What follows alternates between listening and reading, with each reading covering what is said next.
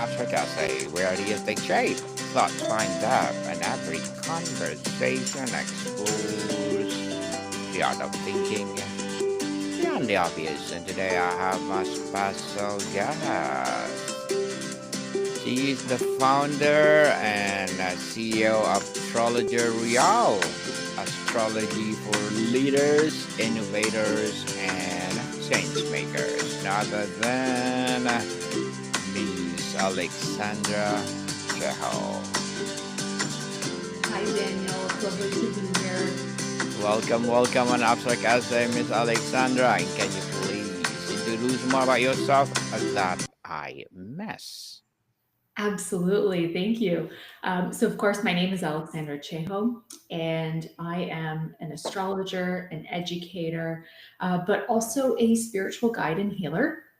I have been in practice for over 20 years, of course, providing astrological guidance, as well as spiritual healing and education through a lineage known as the Modern Mystery School over the last 20 years.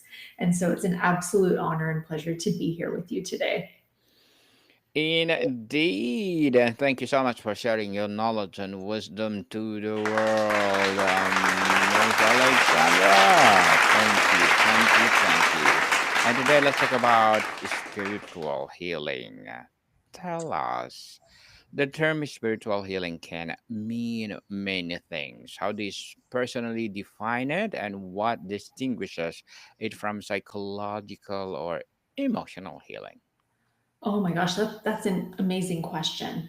So, first of all, how I would define spiritual healing is that it is all about bringing you back to your original self and the qualities of light or the positive qualities that exist within you. And so, in this lineage that I train with in the Modern Mystery School and that I've been working with for the last 20 years, we all have a divine self. And healing is about either clearing away the blockages or spiritual healing is about clearing away the blockages or coming back to an understanding of who you are, what's important to you, and what your purpose is in this world.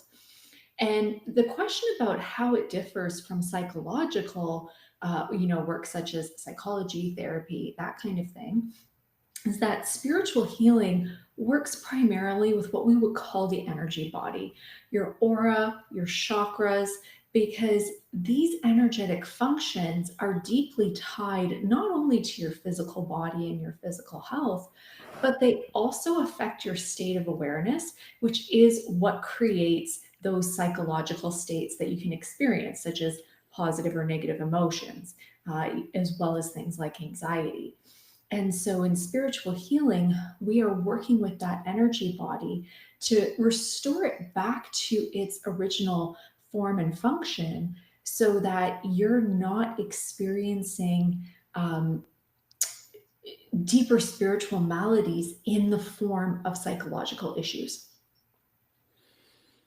In your view, what are they ultimately trying to heal at the spiritual level? Is it a sense of separation, loss of meaning, unsolved karmic energy, or something else entirely?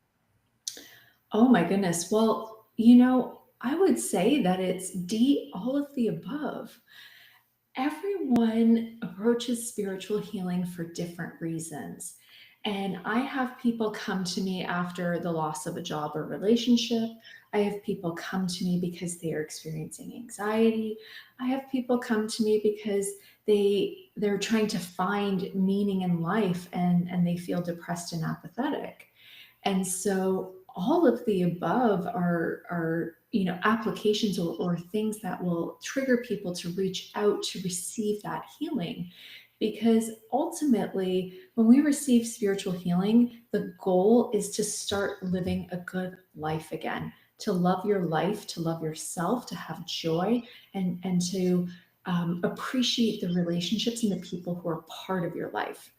And so when you receive spiritual healing and you start clearing away some of the spiritual maladies, as an example, many people who identify as empathic find that time out with other people or out in the public is extremely draining to them.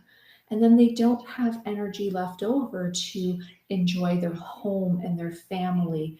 And they find themselves triggered or snappy because of that fatigue. And so, in cases like that, when spiritual healing can come in and cleanse and clear the energy body, as well as bring in the element of protection, then those empaths no longer feel so drained and actually have the energy to engage people in a meaningful manner. And when they do want their introspective time, they're not going into introspection as a need to escape others, but rather to be creative, to think deeper on things, and to have that self fulfillment.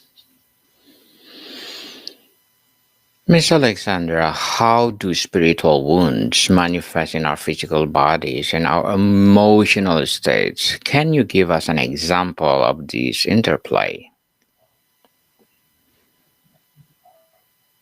Yes, of course. So, we all have an aura, and our aura is part of our physical body. And emotions can manifest in the aura, or they sit almost like these clouds of negative energy, uh, almost like an acid, if you will. And they burn their way in through the aura into the physical body eventually, manifesting in some form of physical illness.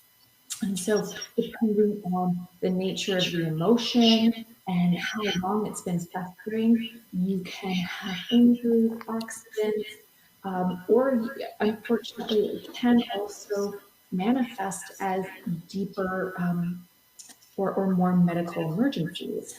So, as an example, and of course, this is medically known for anyone who lives under prolonged emotional stress, your tendency towards outcomes such as heart attacks, strokes, or even things like diabetes increases exponentially. And so when you receive spiritual healing and you begin clearing away those negative emotions and taking away the power behind those emotional triggers, that ultimately allows you to come into a deeper state of calm so that your body can heal itself naturally.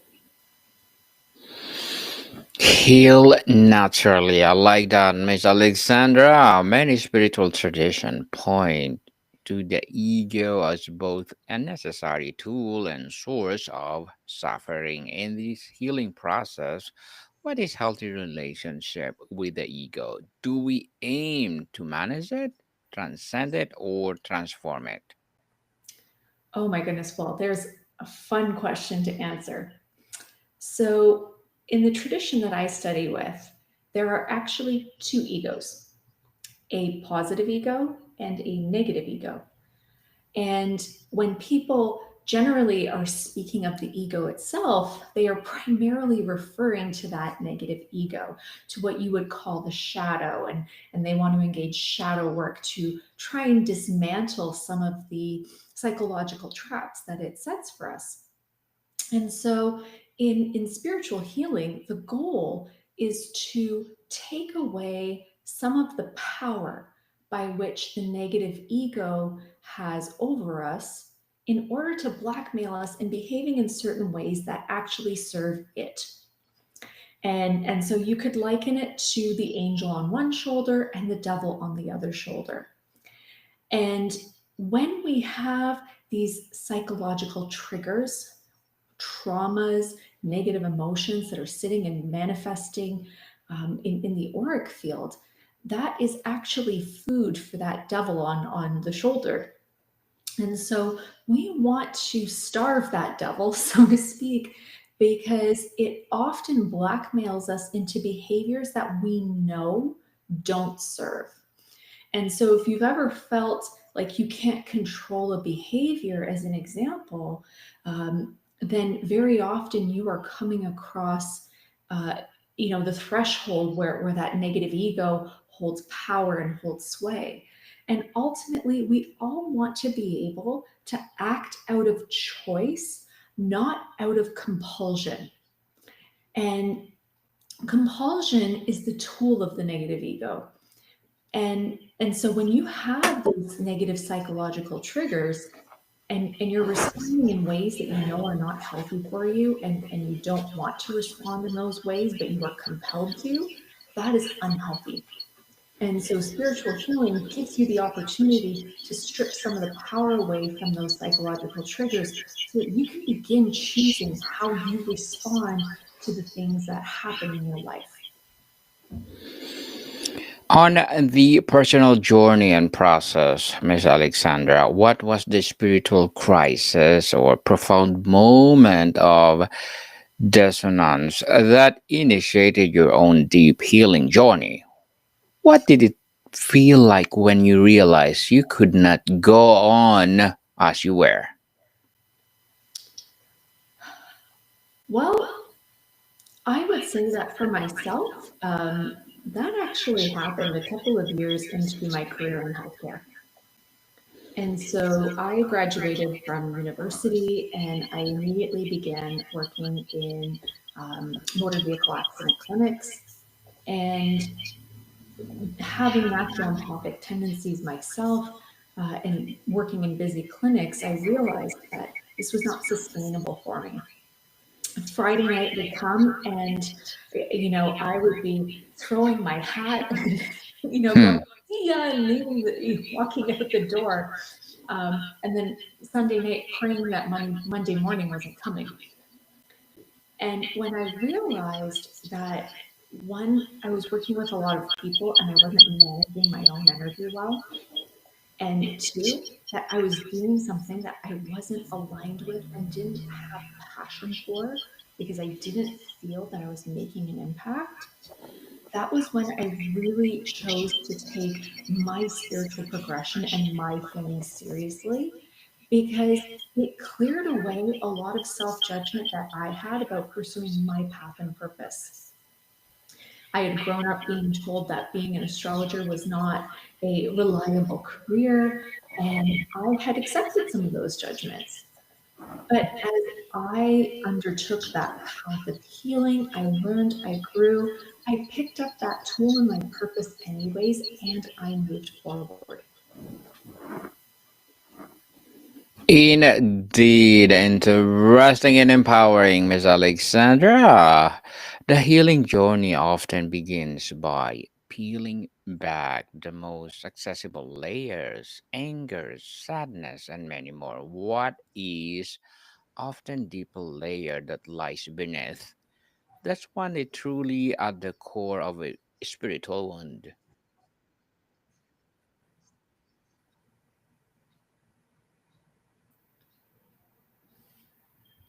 Miss Alexandra. Oh, there we are. We do Oh, have I glitches. apologize. No It worries. came out there. Should I repeat my And questions? I, yes, please. So, the healing journey often begins by peeling back the most accessible layers, anger, sadness, and many more. What is often the deeper layer that lies beneath, the one that's truly the core of a spiritual wound? I would say that it is shame. Hmm. And at the heart of shame is this thought or seed that there's something bad or wrong with you. And whenever shame exists, it creates responses either in the form of blame, as in pointing the finger at others, or guilt, taking excess responsibility for what you manifest in your life. Over and above and beyond, what you have put into something. And shame is anti-human. It takes away our light. It takes away our care for ourselves. And where it festers, it creates disease. Because if something is wrong with you, then whatever negative circumstances you encounter in your life, well, your negative ego will be able to say, well, you deserve it because there's something wrong with you. It's your Hmm. fault. And so underneath this all of these cores is often that element of shame, that there is something wrong with us, that we are not good people, and that undermines confidence and self-love and all of these qualities. And very often it's quite subtle. And so when you embark on this path of healing yourself, the ultimate fruit of it is to know thyself. And inherent in knowing thyself is also loving and caring for oneself too. And that is the goal of spiritual healing is to get you to that place where you can rise above these sticky fingers of shame that try to hold you down. Shame, shame, shame. For sure, the number one thing that we need to take it out. The healing journey often begins something deeper that we cannot comprehend. So, Miss Alexandra, where we begin? Oh my goodness, that's an amazing question. That's really dependent on what kind of tools that you have available to you and where you are in the world. Very often, that path of healing simply begins for most people by embracing a more balanced lifestyle. And so often that looks like going and taking your yoga classes and journaling and spending time in meditation. And sometimes that gets you far enough and it brings you to a state of balance where you can thrive. But for those of you who want to journey deeper, uh, of course, I provide spiritual healing work, some of it remote, some of it through astrology, and then, of course, in person sessions. And so people are always welcome to reach out to me. I also have many colleagues around the world. And so if you are not located in Canada, I'm always happy to refer you to someone close. Um, but there are many resources out there. And so if you have someone in your area who can provide that healing work for you, that is an amazing tool and an amazing opportunity to take that healing deeper. And if not, do not underestimate the power of consistent practice to heal yourself. I'm telling you, if you meditate for 10 minutes a day, every day for 1 year, you will find that you are a different person.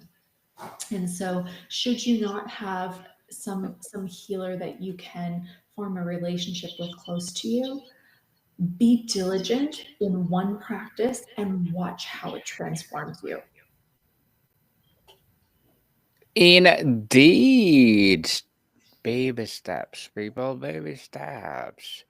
Beyond meditation, what is specific, perhaps unexpected practice or tools that has been profoundly healing for you, Miss Alexandra? Oh, well, meditation is amazing because it teaches you how to ignore the blackmailer that we call the negative ego. And so when you get really good at meditation, there's a number of things that happen. First of all, your brain begins to dive into deeper brainwave states where you achieve more calm. And when we achieve that deeper calm, of course, we make better decisions. We don't let our emotionality dictate our actions. And of course, you have the ability to be clear when that negative ego is trying to blackmail you into behaviors that don't serve you, like revenge or pettiness or that kind of thing.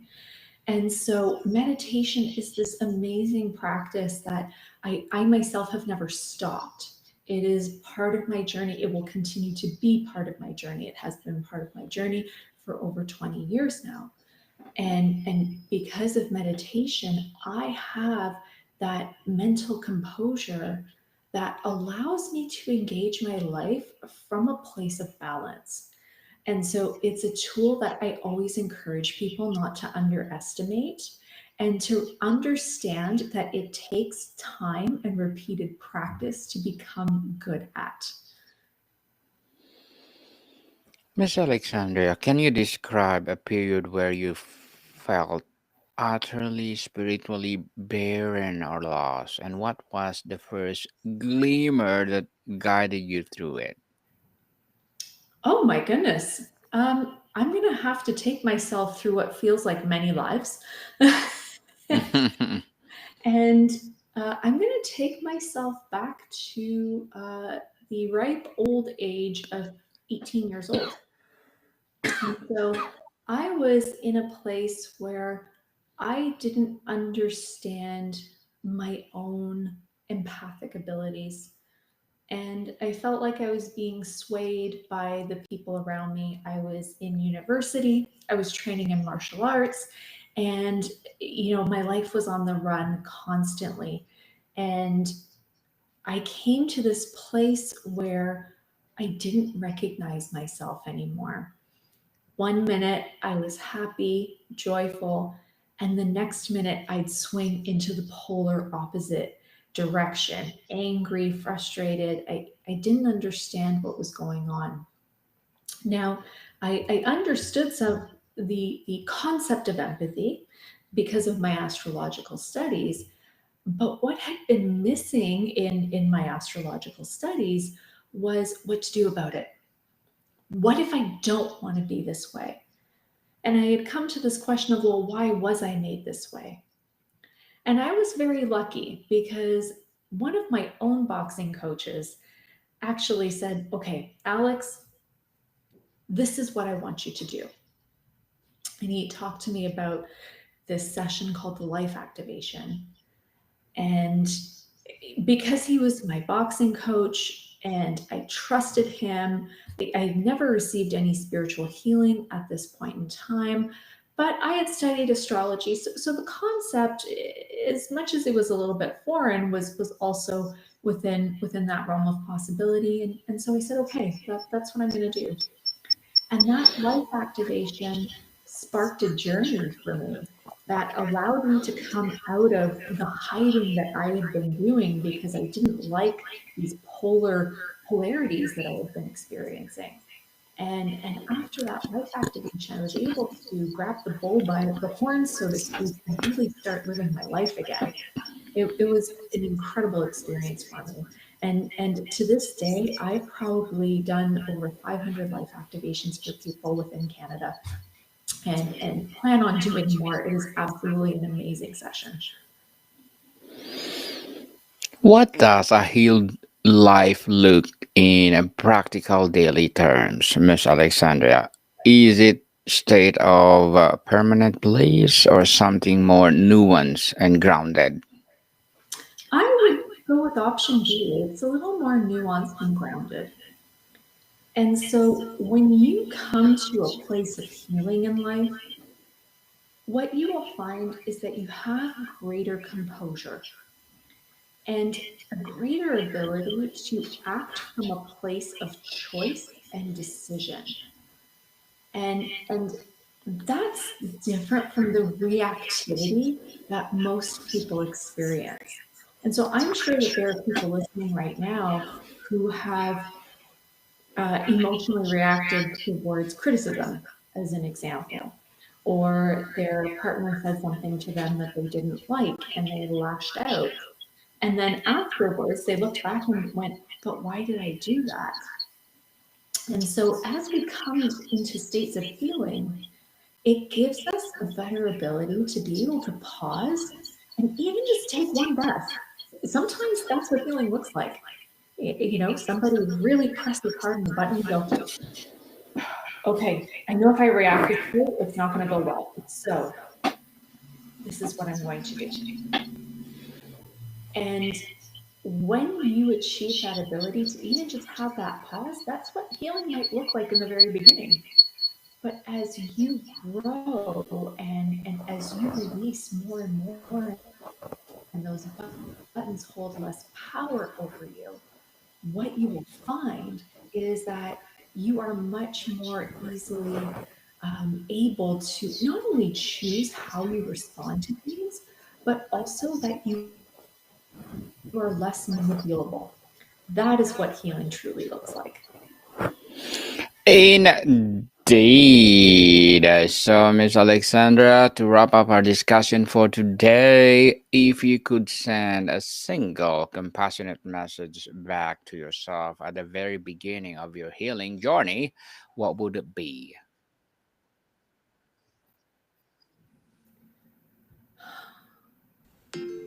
That is a really wonderful question. And the message that I would say is that there's nothing wrong with you. You are learning and growing and encountering parts of yourself that you have never worked with before. And sometimes you might be awkward, and sometimes you might do things wrong. And that's okay. Heal, discover who you are, and get back out there and embrace life. Yes, people embrace life to the fullest because life is too short. And thank you, Miss Alexandra, for sharing your knowledge and wisdom to the world. So, can you please invite our listeners to support your business, your advocacy, or whatever projects that you're doing right now? Absolutely. And so you are more than welcome to find me on astrologerroyale.com. And there, I actually have a free ebook called Star Powered Resilience, which is a zodiac based guide to your gifts and your strengths, as well as understanding stress and how it impacts you. And so you are welcome to download a free copy of that. And just my secret little tip here, if you happen to know your Mercury and Mars signs, that also takes the guide even deeper. And so please join me at astrologerroyale.com or on Facebook as Aleksandra Ceho. Yes, people, let's support Miss Alexandra Ceho because if you support her, for sure, more and more empowering advocacy to come. So, Miss Alexandra, thank you so much for your time. Thank you so much, Daniel. What can people see